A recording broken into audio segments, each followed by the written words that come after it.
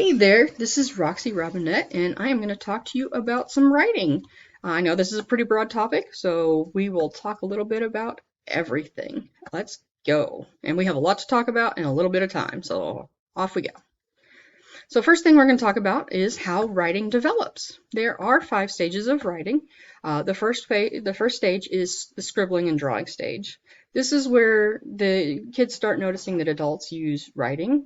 So they start exploring with scribbling, and then they might also you'll also notice that it starts looking like adult cursive, where they start moving from left to right. So they also start learning that drawings can supplement their writings. Our next stage is the pre-phonemic stage, and that is where children start to use real letters to represent meanings. They don't represent their phonemic sounds, and that is okay because they're still learning. These letters can mean one single syllable or an entire thought. Then we have our early phonemic stage, and this is where kids are starting to learn that letters represent sounds. So they usually identify the beginning and the ending sounds. So, for example, house might be HS. We also have the letter naming stage. And so this is where students or kids will use one or more consonants and maybe one vowel to write a word. In this case, you might have rainbow and spell it R-A-N-B-O. This is kind of invented spelling. Then we have the transitional stage, and this is where words are still a mix of the phonetic spellings and conventional spellings.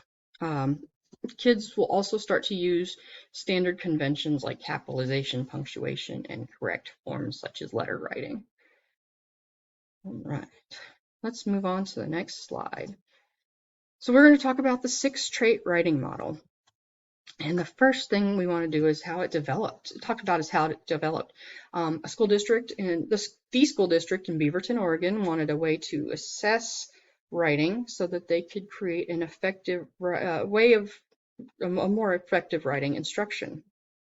They looked at Diedrich's research and noticed that he had found 6 traits generally that led to effective writing.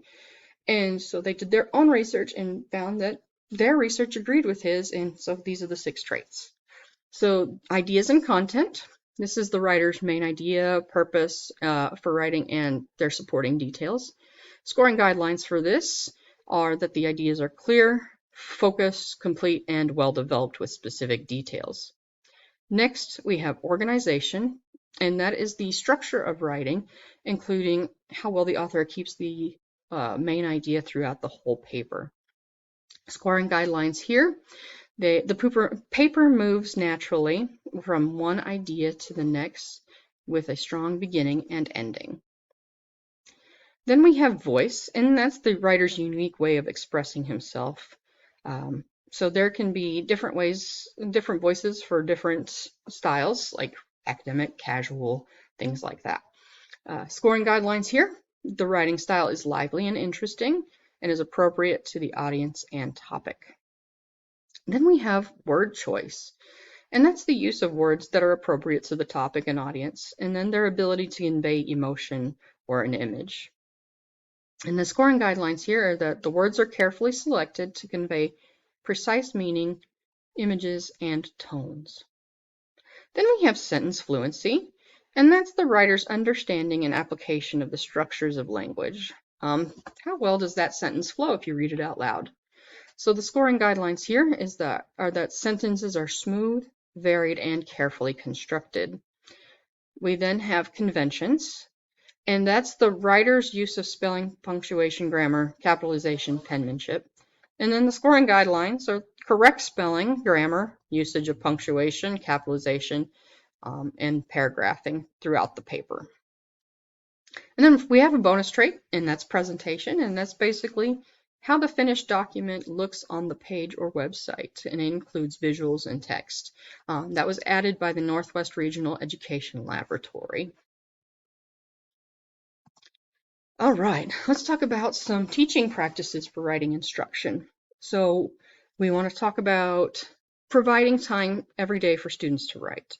Writing is a skill, you get better with practice.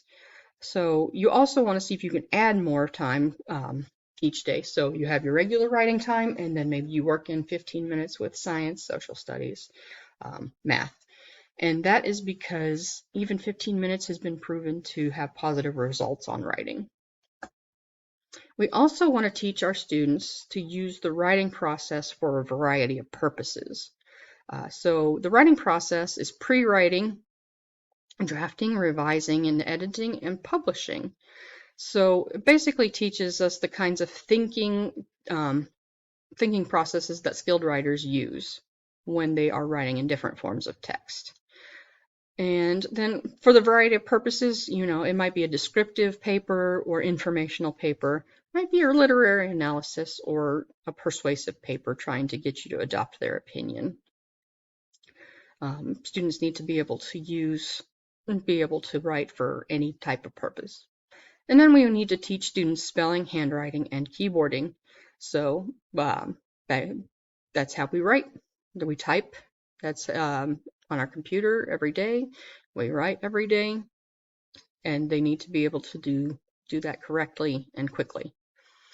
And then finally, we want to create an engaged community of writers. So create those opportunities for your students to have peer collaboration.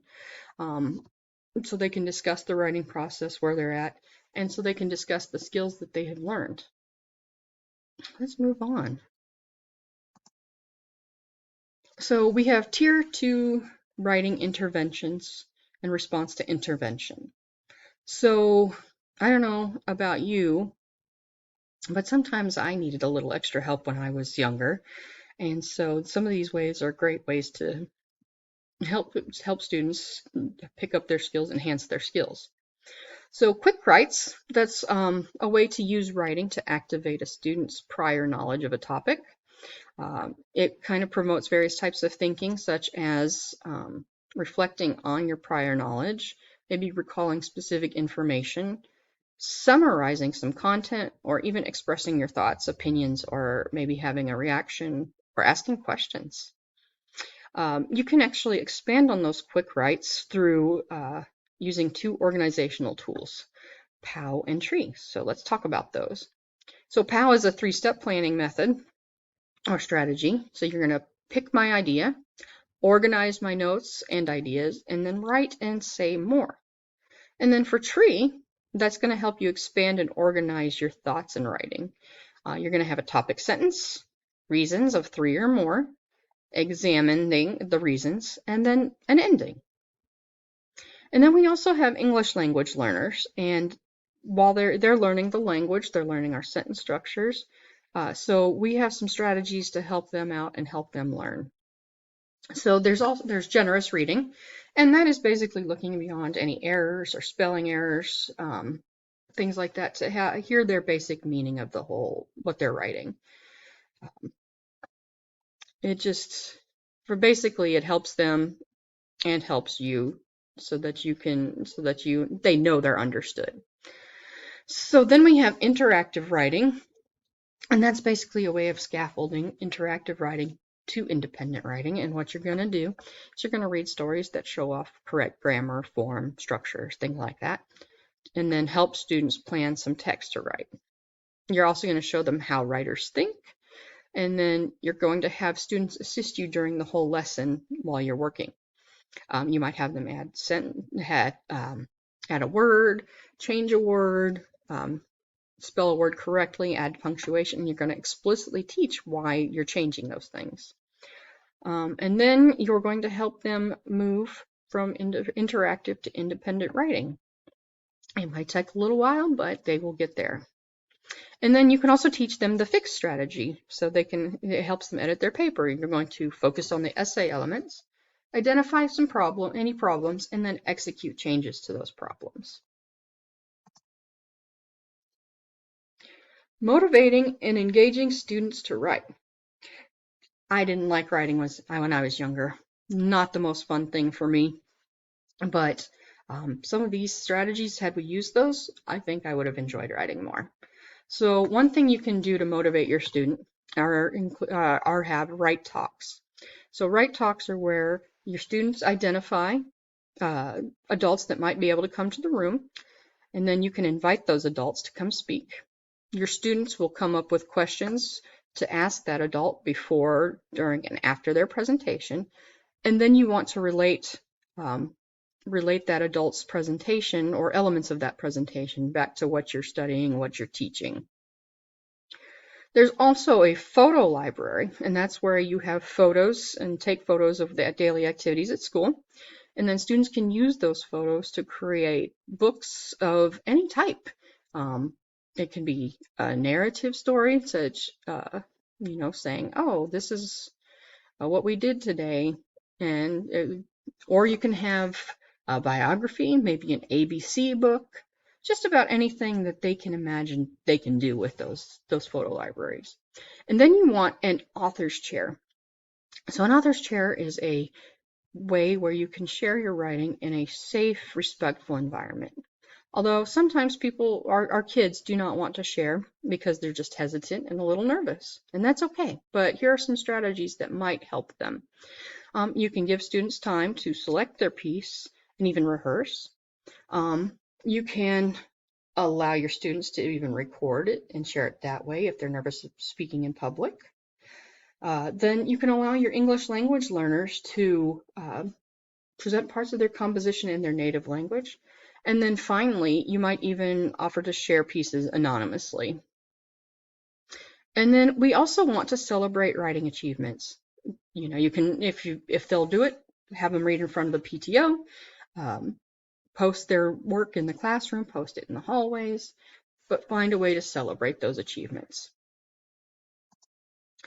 And then finally, the writing workshop. This is how you're going to teach those skills. So the writing workshop is a way of an organizational structure for teaching composition skills. You can modify this writing workshop as needed. So phase 1 is teacher sharing time, and that's where you're going to give students language and experience that stimulate their thoughts.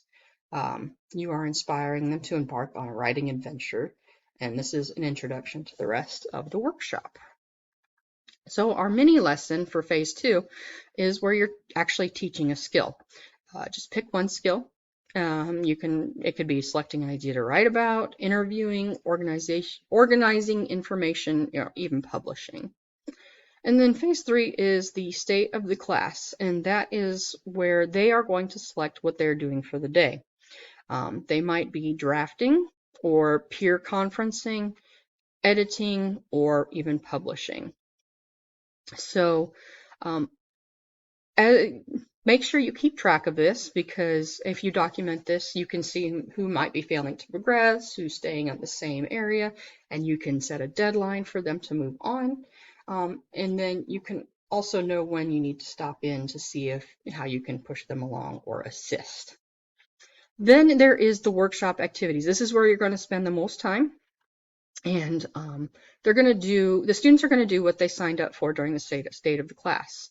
All these activities are going to will occur concurrently, and because each student is in a different phase, and students are going to work at their own pace. So expect a little bit of noise. A little bit of noise is okay, but if it gets unruly, then make sure you take control and address the situation. There are going to be some problems. One is that some students will stay in peer conferencing or try to stay in peer conferencing for the whole time. One way to address this is, while still encouraging collaboration, is to come up with a 1-minute conference where you can get a quick student opinion and then go back to writing. You should probably only allow 3 of these 1-minute conferences per workshop. And then you also want to make sure that you establish some sort of etiquette rules early on in the school year, and that will maximize productivity and minimize any conflict. And then finally, phase 5 is student sharing time, and that is where other students get to see and enjoy the finished product. So that was my little bit about writing. I hope you enjoyed it, and I hope you got a little bit out of it. Thank you, and have a great night.